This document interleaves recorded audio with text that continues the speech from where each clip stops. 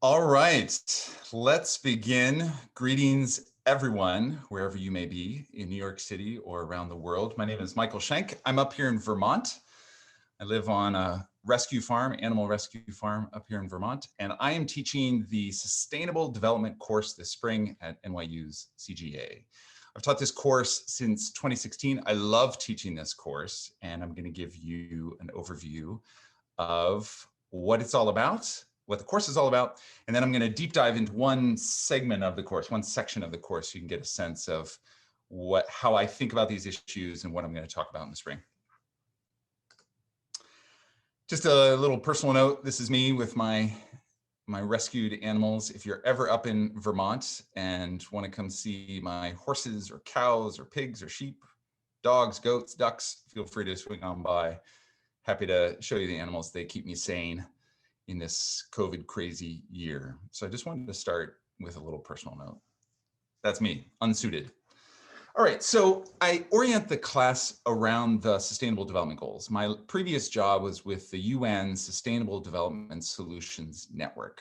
Long name, but they were built by Ban Ki-moon. That organization was built by Ban Ki-moon and Jeff Sachs to surround sound the rollout of the SDGs, the Sustainable Development Goals. We were working with the SDG advocates, which included Forrest Whitaker and Shakira, to tell the story of the SDGs, why they're important, what they are, and what they're focused on. And that was my job for many years, working closely with the UN on these, which you see here. And so the course in the spring on sustainable development is oriented around these. We kind of tick through most of these and do quick deep dives on these topics. For the purpose of our conversation today, I'm going to do a deep dive on cities, sustainable cities. That is my current day job. So my previous day job was working with the UN on these SDGs. My current day job I'll explain shortly, but we'll deep dive today in our 20, 30 minutes together on cities primarily. One of the books that I require for reading in my class is the Agile City. If you've not read it, I highly recommend it. The reason why I have it here is because when I think about sustainability, social sustainability, economic sustainability, environmental sustainability, it's really about building resilience, and especially with cities, and I'll talk why shortly, but resilience and adaptability and agility to respond to political shocks, natural shocks, economic shocks, whatever the shock may be to the system. The more agile, the more adaptable, the more resilient you are, you personally, or your city is, or your community is, the better you'll be able to survive whatever that shock is, whether it's a health shock like the pandemic, whether it's a climate shock like a hurricane, or whether it's an economic shock that tend to follow those previous shocks that I just mentioned. So the more agile we can be, the more adaptable we can be, the more resilient we can be, the more survivable we will be going into a more uncertain future with extreme weather. And just a quick note on that, in Vermont, it was 61 degrees today, Fahrenheit, which is too high for Vermont in December. So this is an appropriate time to talk about extreme weather and warming climates. Why cities? Why focus on cities? For my day job, but as part of the UN SDG agenda in the Sustainable Development course, well, it's the majority of the world's population currently and will continue to be far into the future. 2050 has some estimates that 70% of the world's population will be in cities. Right now, it's about 55%. Now, with COVID, that may change those migration numbers, but that's where the majority of the population is. It's also where the majority of the world's energy use is.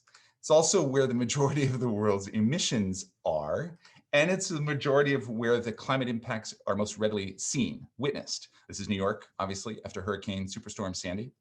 And cities, especially coastal cities, are seeing climate impacts now and will continue to see more extreme climate impacts going into the future. So that's why in my day job, we're focusing on cities. This is my organization. Up to the left, you see the logo Carbon Neutral Cities Alliance. We represent a small vanguard of cities globally that have committed to the most ambitious targets to reduce emissions, to transition to renewable energy.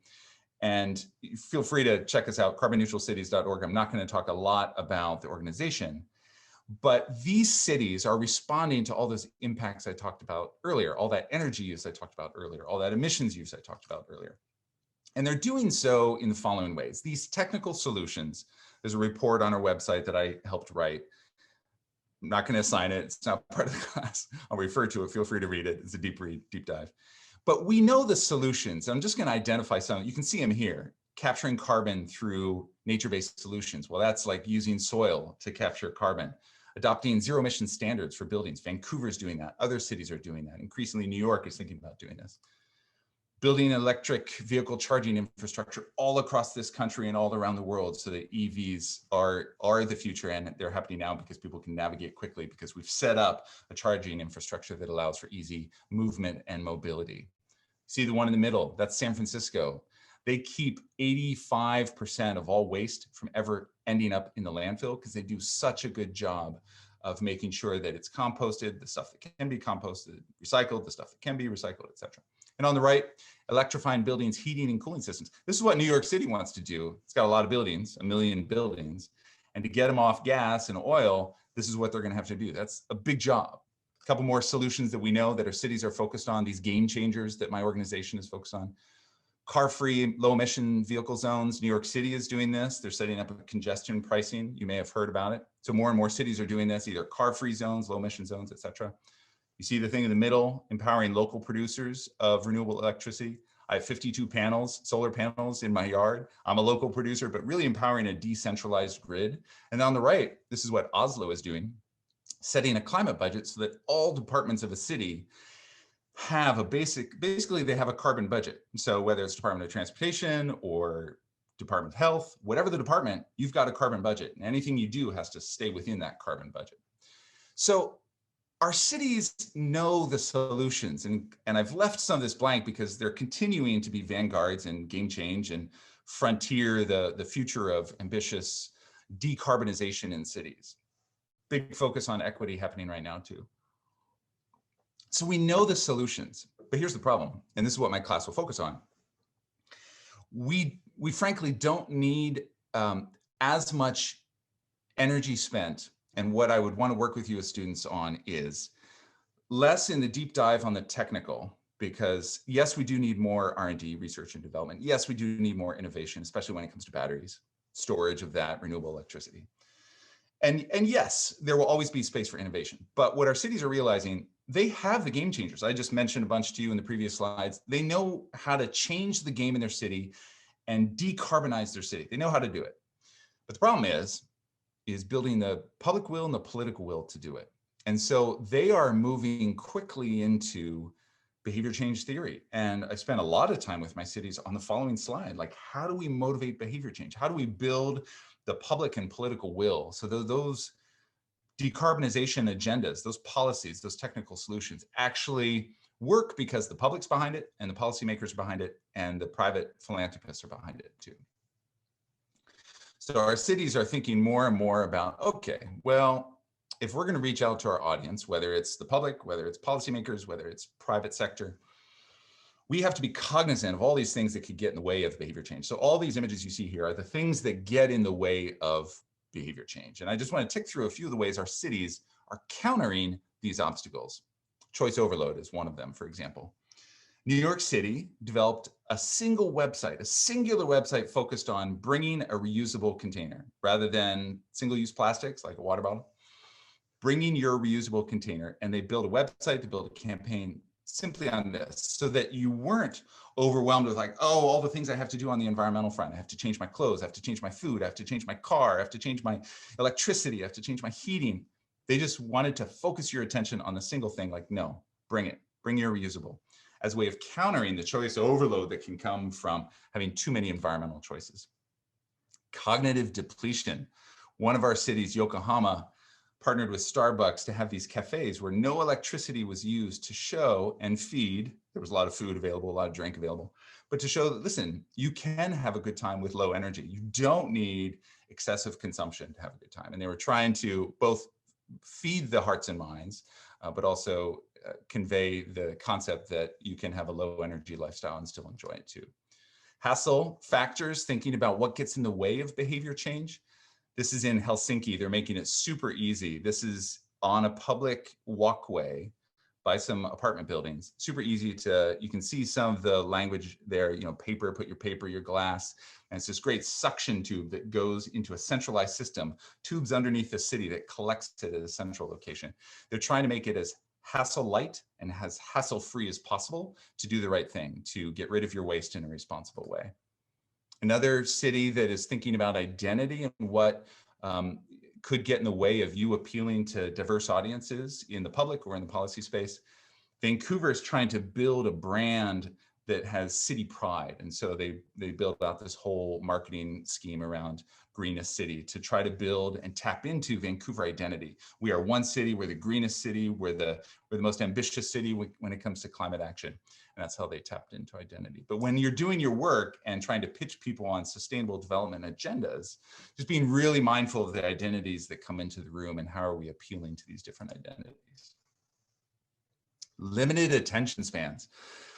Very appropriate to our culture now, given how distracted we are. One of our cities, San Francisco, made this website, sfrecycles.org, which this is the landing page. So when you come to the landing page, you're not distracted by a whole bunch of text. You're actually focused on, okay, these are the actions I want to take. Do I want to recycle? Check. Do I want to compost? Check. Now, with that, composting, what do I want to do? Check. It's super simple so that with your limited attention span, as I'm distracted, I'm like, okay, SF Recycles, what should I do? I'm checking my phone. There's a phone call, boom. They wanted to attract the hearts and minds very simply, mindful of limited attention spans, and did it brilliantly with this website. This is a good one in terms of being mindful of the pain that can come from loss of something. It's actually greater in its emotional response in you than the pleasure that can come from gain. And I'll explain that just in terms of if I had a $100 bill and the pain that you would feel from losing that is greater in terms of the emotion it evokes in you than the pleasure you would get from gaining that $100 bill if I gave it to you. And so how this translates into the city space, what Oslo is doing here, as you can see, here are Oslo's hidden wild swimming gems. They're trying to build attachment to that which will be impacted by climate change. And so what they're trying to do here is to build attachment to the swimming hole so that Osloians, I don't know what the city resident term is, get attracted to what they're already attracted to, which they love swimming here in the summer. And then when climate impacts these bays, which it is and will continue to do, or environmental runoff from pesticides, et cetera, that they'll be more likely to advocate for the protection of it because they don't want to experience the pain from losing this. So when we think about our work and trying to win the hearts and minds, build public will and political will for that which we want to protect when it comes to the SDGs, how do we build attachment to that which we don't want to lose so that people get attached to it and then they're like, oh no, I don't want to lose the swimming hole because I love it so much. So Oslo is tapping into that here. Primacy bias. So you're obviously attracted to the yellow bird, right? Less attracted to the gray birds. And so how do we prioritize for the viewer that which we want them to see? Stockholm did this on their homepage.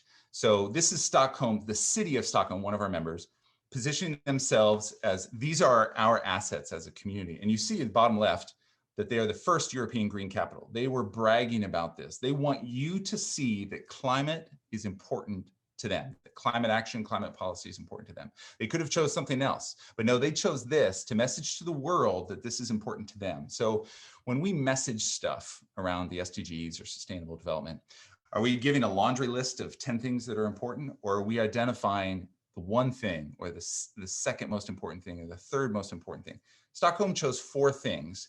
Now, if I was working with Stockholm and wanted to elevate the primacy bias, I probably would have chosen a brighter color than the green. Granted, they chose green because they're the first green capital.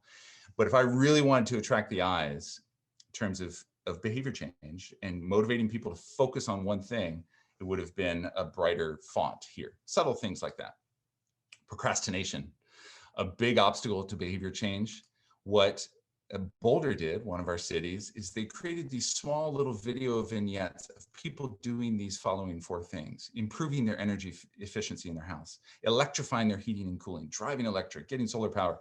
And they created these small little 1 to 2 minute videos to show how easy it is. Like, this may feel big to you, like, oh, I have to get solar, I have to get an EV, I have to electrify my building so that I'm off coal and off oil and off gas. But these videos from Boulder, which I won't play here, but they were quick, they were easy to understand, and it was regular people doing these regular activities so that you didn't have to procrastinate because it would feel like overwhelming. Like, oh, how am I going to do weatherization of my house? How am I going to make my house more energy efficient? They were trying to show how easy it is to get it done. Couple more, social norming. We know this is powerful.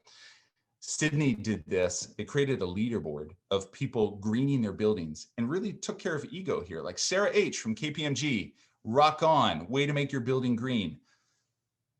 You can see the different names, I won't go through them, but they were attending to ego. And mindful of that, they're trying to socially norm green building practices that you'd want to overperform or outperform your colleagues. Status quo, we like to stay in the same lane. How do we encourage people to get out of their lane? Portland, this is Portland's website. You know, see these words down here, save more, live more. That's an easy proposition. Rather than saying, hey, you've got to change your world to deal with climate change. No, Portland's just saying, hey, this is all we want. We just want you to save a little bit more and live a little bit more. Live better, your quality of life is going to be better, so that lane change doesn't feel so dramatic per this. It's an easier on-ramp for folks. The availability heuristic. So your ability to reference what you've seen. Oh, I've seen that in the press. Oh, I've seen that in the media. And a lot of people don't think climate change is happening right now and that we need to make our systems more sustainable because they haven't seen as much in the press as ideally, from my perspective, we should. And so what what Copenhagen is doing in Denmark is they've created a map to show all the activity that's happening, all the impacts, all the solutions, so that people see the solutions, they see the impacts. This energy, water, city, circular drop down that goes to the map, and it shows you all that's happening in space to remind their residents, yes, this stuff is happening and the solutions are happening and this is what's happening. So cities are realizing if they want to change behavior and build public and political will effectively, they're going to have to mirror back this movement so that people, their citizens, their residents, see what's happening. Otherwise, they might not pick up on it, and their availability heuristic is limited because they're not seeing enough of it. Last one, planning fallacy. Of course, you can see this. Oftentimes, our plan is this and reality is that. And so what London has done is given their community many different ways to get involved, because we all know planning can go awry, especially if you're a parent, you have kids, and you wanted to get involved, you wanted to help out with this climate thing, with this sustainability thing, and it didn't work out. They've given you multiple ways, multiple different time restrictions or time availabilities, so you can get engaged in all the ways. Something we need to think about when we're trying to build public and political will. I am going to stop here because what I won't tick through, and if there are no questions, I will tick through this, but I want to spend a little time in Q&A. This is, I'll just explain what you're looking at here. So when our cities are thinking about winning the hearts and minds and building the public and political will for their sustainable development, this is what I encourage them to do. And I'm raising all this as a lesson within a lesson, in that if you take my class, yes, you will get deep dives, good reads, good literature, good lit review, good research on all the elements of sustainable development. And I could go back to the SDG slide just so you see that. But we cover water, we cover energy, we cover the whole gamut. Cities, definitely, climate, yes, but also things like conflict. So we do deep dives on all the elements of the SDGs. And yes, I want to see solutions, but I also want to see how you're going to win the hearts and minds, how we're going to move the public and political will so we get this done, because we know what the solutions are, as I mentioned earlier. And now we just need to move the people, the policymakers, the public, the press, the private sector, in this direction. And so a lot of my coaching of cities now is in how to build campaigns to do that. But let's jump into this. I'm going to stop my share so I can, well, maybe I'll keep the share up. Let's check out chat. Chrissy's saying, please feel free to start asking questions through Q&A now.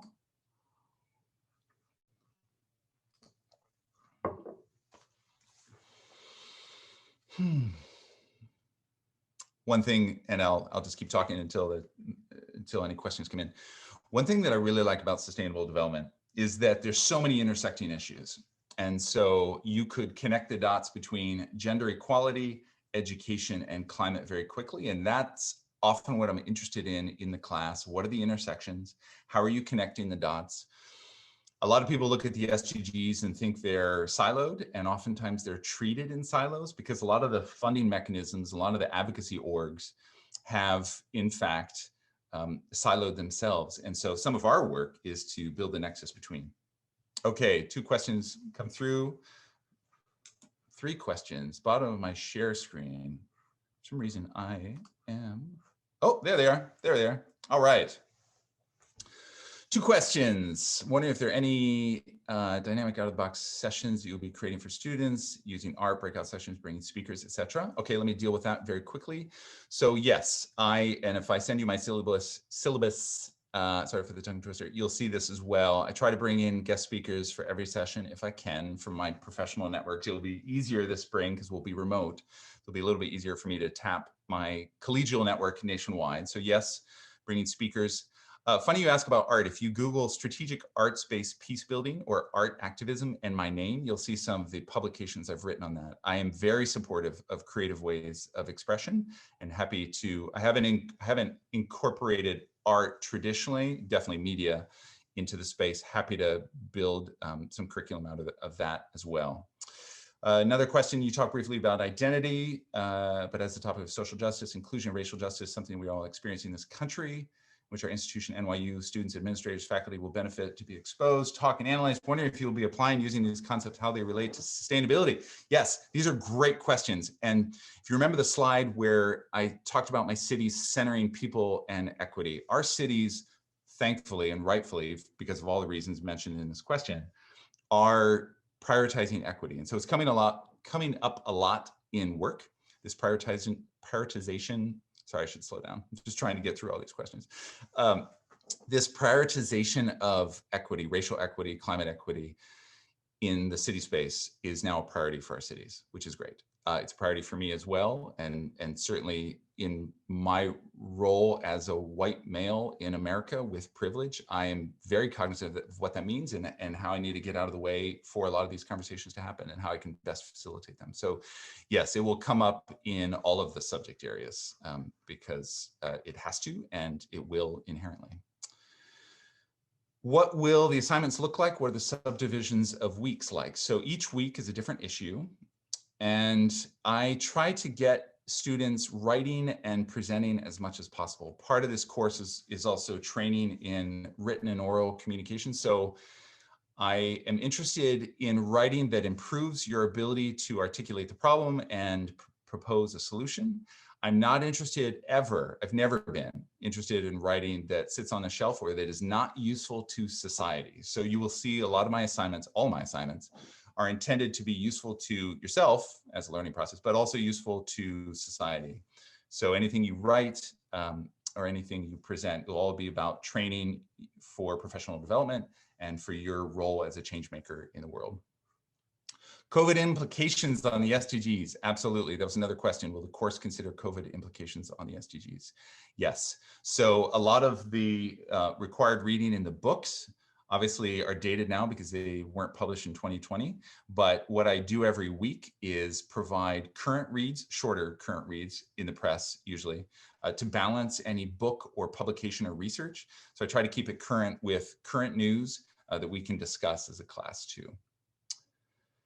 COVID has had, there's a question, which effect will COVID have on sustainable development of cities? So a lot of city climate budgets and sustainability budgets and environmental budgets have been cut because of COVID economic implications in cities. So we're seeing a lot of our staff in cities downsized or seconded or redeployed to deal with COVID. And it's a huge problem in that these budgets have been significantly undermined. And so the climate agenda has been slowed substantially because of that. How can we, I'm just going through some more questions here. How can we encourage less developed countries with major social struggles on the ideas of sustainable cities, how to sell the idea to governments? Great question. So as cities with more resources, some of the cities in the north make the transitions and make the market more affordable. And when I say market, I'm talking about renewable electricity, I'm talking about EV infrastructure, I'm talking about all the things that come with that transition. Part of the benefit of cities that have more resources making that transition is that it sets up a market that's more affordable for other cities in less developed countries to make that transition too. But there's a lot of exciting stuff happening around the world. And they're not necessarily members of the Carbon Neutral Cities Alliance, but I am so excited with what's happening in some of these considered less developed or underdeveloped countries because there's a lot of innovation happening. Have we seen any significant sustainable development efforts in cities from developing countries? Also, how can we begin implementing more of these efforts in such areas? That is the question. How can we? Yes. And how do we make this transformation quickly? Because as you know, or as you may know, we have to have emissions by 2030. That's one goal if we want to save our planet. And of course, we've got to eradicate poverty and make sure everyone has food security. And so how do we do this is what this class is about. And how do we build the public and political will to get it done? Because again, you look at the SDGs and all the indicators and the roadmap, and it's clear. The solutions are clear. We know what the solutions are. Now it's just shifting the market, getting the public on board, getting press on board, getting policymakers on board, getting private sector on board. How can cities support emerging technologies that are still at the pilot or bench scale, which are currently capital strapped because traditional finance mechanisms don't necessarily know how to support these new technologies, innovations? Great question. So one of my partnerships, I consulted the UN this past year, the Financing for Sustainable Development Office. Some of you have met Naveed Hanif, who's the director there. I think I've brought him into a previous class. And that is the burning question for the UN in terms of financing this. So 30 big banks and investors stepped up in the last year to say, we need to double down on making this capital available for cities to make these transitions. And hopefully that sent the message, the signal to other investors in other parts of the world and other markets that we need to double down on this. There was news just in the last 24 hours that a couple big banks aren't going to fund fossil fuel exploration in the Arctic, which the current administration in the US was going to do, and these banks said, no, we're not going to do this. So you're seeing investors starting to make shifts.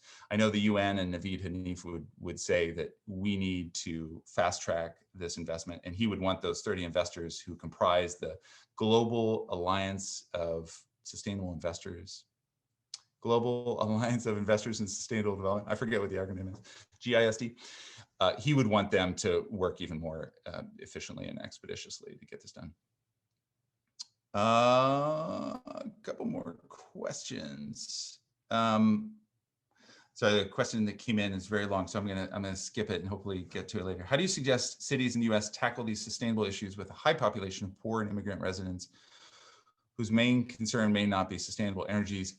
Great question. So I've encouraged my cities to not package this work through a climate lens or a normative lens or an ethical lens.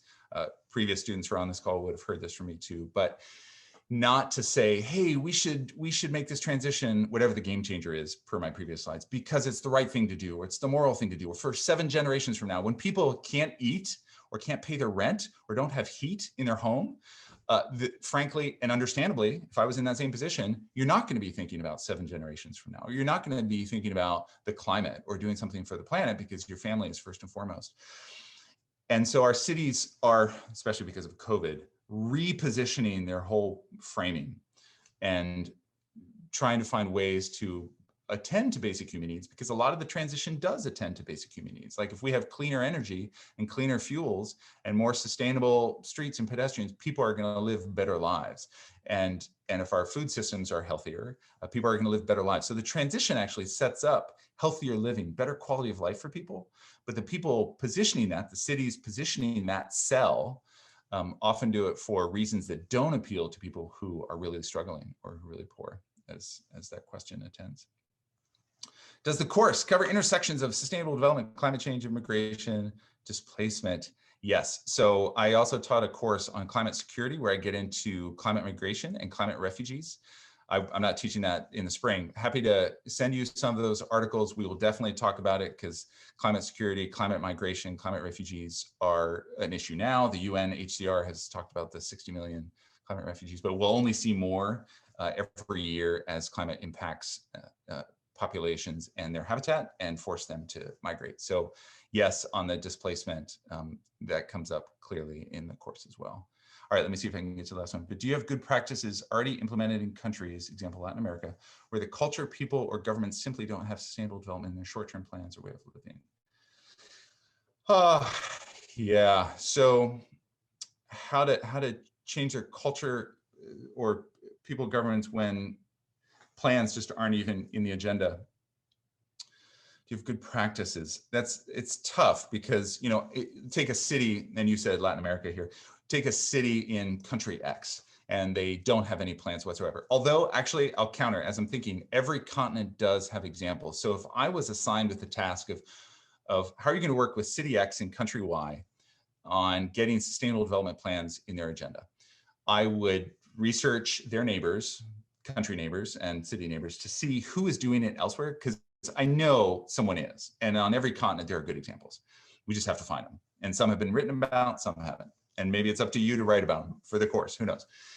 But then through peer pressure and through past precedent, showing what's possible. Like, look, city X and country Y, you don't have plans yet, but check out neighbor X and neighbor Y country and what they're doing and how life is better, how they're saving money. Those examples exist. It's up to us to show them that, so that again, we can win the hearts and minds, change behavior, and hopefully get these cities that haven't integrated these plans on board by showing what people around them, what cities around them, what countries around them are doing to transition to a more sustainable social, economic, and environmental space. 5:32. All right, hopefully I addressed the question. Sorry, I was speaking fast because I wanted to get through them all. And I'm so excited. Hopefully you are interested in the course. Feel free to reach out to me directly. I don't know if Corey or Chrissy shares the email.